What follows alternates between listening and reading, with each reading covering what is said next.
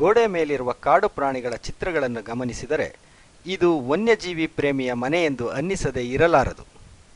ಇದು ಪರಿಸರ ಪ್ರೇಮಿ ಯೋಗೀಶ್ರ ಮನೆ.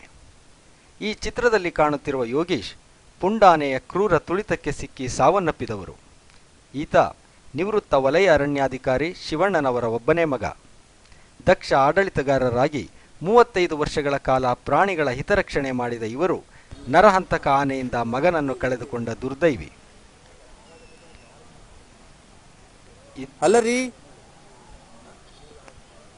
ಇದು ತಿಪ್ಟೂರು ತಾಲೂಕು ಹೊನ್ನವಳ್ಳಿ ಹೋಬಳಿ ಗ್ಯಾರಘಟ್ಟ ಬಳಿಯ ಹೊಸಕಟ್ಟೆ.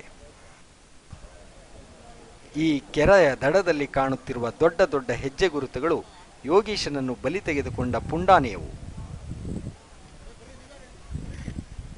ಯೋಗೀಶನನ್ನು ಸಾಯಿಸಿದ ನಂತರ ಈ ಕೆರೆಯ ನೀರಿನಲ್ಲಿ ಸ್ವಲ್ಪ ಹೊತ್ತು ಪುಂಡಾನೆ ಮೀಯುತ್ತಿತ್ತು ಎನ್ನಲಾಗಿದೆ.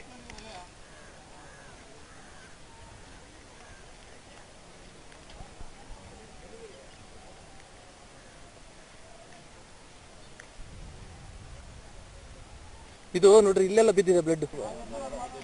ಅಲ್ಲಿಂದಲ್ಲ ನೋಡ್ರಿ ಇಲ್ಲೆಲ್ಲೋ ಮೊದ್ಲು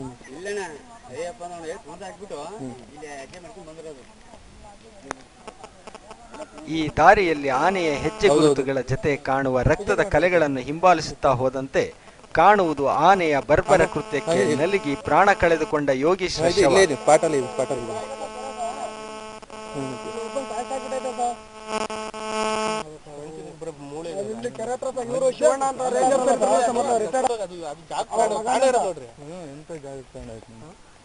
ಅಲ್ಲಿ ಎತ್ಕೊಂಡು ಹೋಗಿದೆಯಲ್ಲ ಈ ಜಾಗ ನೋಡಿ ನೋಡಿ ಅಲ್ಲೆಲ್ಲ ಸುತ್ತಾಡ್ಬಿಡೈತೆ.